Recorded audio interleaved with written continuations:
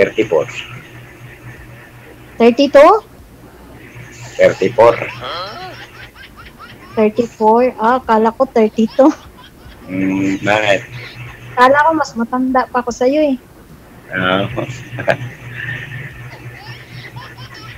Pero kailan ka mag-uwi sa Pilipinas? Ha? Kailan ka mag-uwi sa Pilipinas? Sa March. Lapit na. Lapit na. Oo.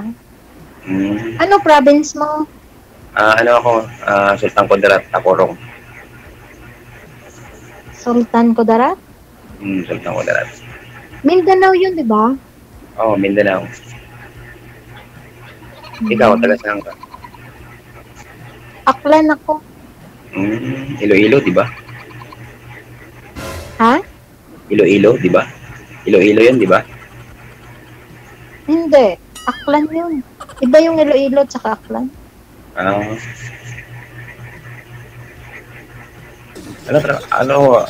tatrabaho ko dito sa sa Quezon City, sa company. Paggawa ng Anong trabaho mo dyan? electrician. Paggawa ng mga aircon na tulad ng mga Egypt na sasakyan. Pero mga anak mo ngayon nasa Aklan. Opo. Sa magulang mo? Oo. Pero alam mo, pag-uwi mo, pwede ko mo may messenger mo? Ha? Pwede ko ba may messenger mo? Messenger ka? Oo. Pangalan yun ng dalawang anak ko. Yung messenger ko. Okay lang. Ano naman problema eh. Yun ang forever ko. Yun ang buhay ko eh. Oo nga. Kung okay lang sa'yo. Pwede naman. Sige, maya. Hingi ako. Sige. Sige. Kay DJ mo na lang hingiin. Oo nga. Hihingi talaga ako sa kanya maya. Ala, di ko alam messenger niyo po ma'am. Di ko po alam. Kayo pong magbigay kay sir ng messenger mo. Ibigay mo kay sir yung messenger mo. Mamaya pag off cam na tuloy-tuloy naman pag-uusap ninyo eh. Hindi naman kailangan magbigayan diyan. Tuloy-tuloy naman pag-uusap niyo dito. Ang messenger ko maganda nga yung imo gamitin eh. Usap muna kayo para makilala yung isa't isa. Ilang taon na kayong hiwalay ng asawa mo? Tagal na kasi maliit pa yung anak ko. 3 months pa lang iniwan na kami. 3 years pa lang iniwan kami ng asawa ko. Nagpunta ng abroad sa Damam. Tapos umuwi. Tapos pagka pangalawang balik niya, hindi na bumalik. Yun. Ay, gano'n. Naghanap ng ibang bahay. Bakit nangihina ng boses mo? Ano? May ina lang talaga yung pandinig mo ma'am. Malakas naman po boses ni sir. Ay, malakas po. Mahina po kasi dito yung dating sa akin. Isagad mo yung volume mo ma'am. Isagad ba? Yung sagad na sagad talaga. Nasagad ba?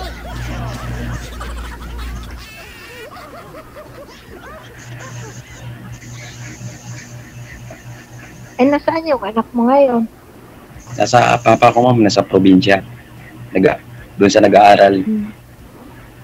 Ilang taon na? 12 years old. Ano 12 years old? Oo, nagwalay kami ng asawa ko, 3 years old pa lang anak ko eh. Ilang taon yung anak mo nung naghiwalay kayo? 3 years old. Matagal na rin pala. Oo, kasi nagsapalaran ako dito sa Manila, 5 years old pa lang siya eh. Trabaho. Umuwi lang ako ng... Okay yan, kasi nasa iyo yung anak mo. Tuwing December, umuwi lang ako. Para... Nakakasama mo yung anak mo ng December. Yun lang naman, December lang. Sa isang taon, kaisa lang. Yun naman ang importante sa taon, di ba? Magkasama kayo ng December. December, yun lang. Sa New Year. Minsan December, katapos na lang ng December, uwi agad pagka January. Kasi trabaho kasi iniisip eh. Hmm. Ikaw, kailan kaya na nag-iwalay ng asawa mo? Nung 6 years old pa lang yung panganay ko. 6 years old panganay mo, tapos dalawa Mula anak mo. naman nung mula naman nagsama kami nun, parang wala lang. Hindi Naman siyang naging ama ng mga anak niya. Di ba dalawa anak mo? Oo. Eh, panganay mo, 6 years old? Dati nung naghiwalay kami mag-asawa, 6 years old. 6 years old pa lang yung panganay ko. Ngayon, 12 years old na yung panganay ko, mag-13 na eh. Yung isa mo? 8 years old na yung bunso ko. Magna-9 na yun. Nakalito. Kasi yung panganay mo, naghiwalay kayo ng asawa mo, 6 years old, tapos may 6 may years bunso old pa lang siya. Yung panganay mo? Mag-7 years na kaming hiwalay. Eh, paano yung bunso nyo? Ha? Yung bunso niya Paano ngayon, yung bunso niya ngayon, sir, 8 years old na. That time, 2 years old. 2 years old pa lang siguro yun nung naghiwalay. Sabi niya kasi, Mag 3 years old pa lang. Mag 3 years old pa lang yung bunso ko nung naghiwalay ko. Ngayon 8 na. yun. Akala ko yung panganay mo. Hindi, mag 6 years old. 6 years old pa lang yung panganay ko nung naghiwalay na kami mag-asawa. Maganda. Pero ngayon, mag 13 yung panganay ko. Tapos yung bunso ko, mag 9 na yun.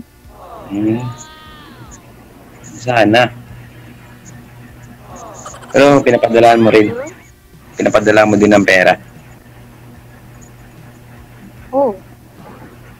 Sana.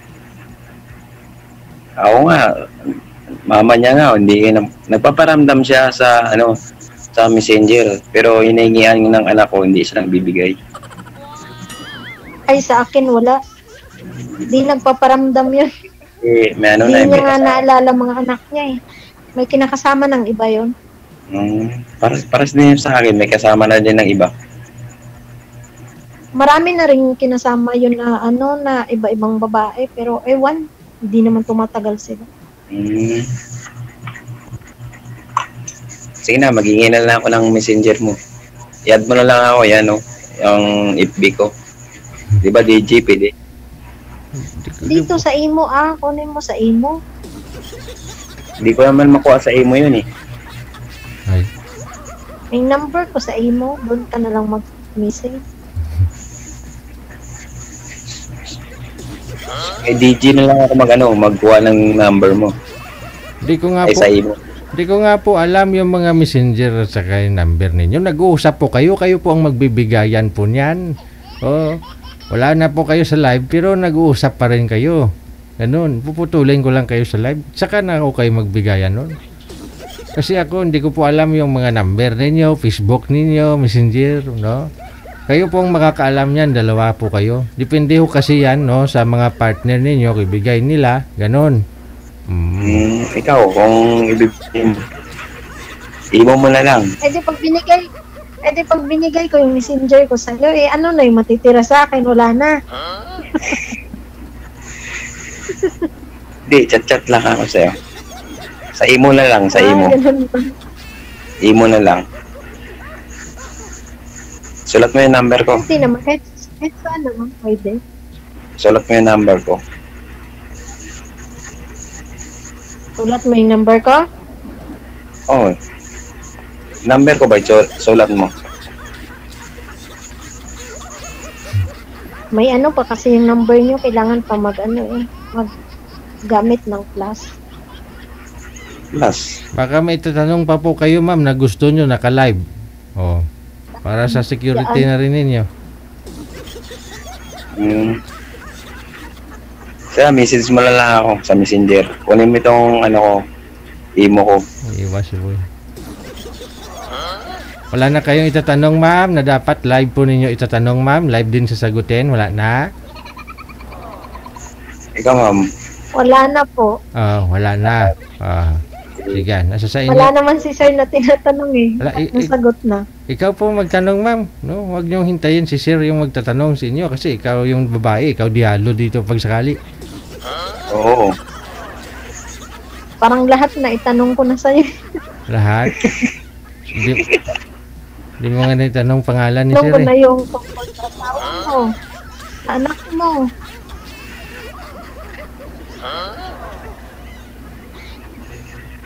Maghingi lang ako ng ano mo, imo mo para maganda.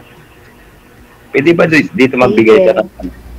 Sige, napuputulin ko na yung pag-uusap ninyo pero sa live lang tuloy-tuloy yung pag-uusap ninyo sa imo. No? Thank you. Sige.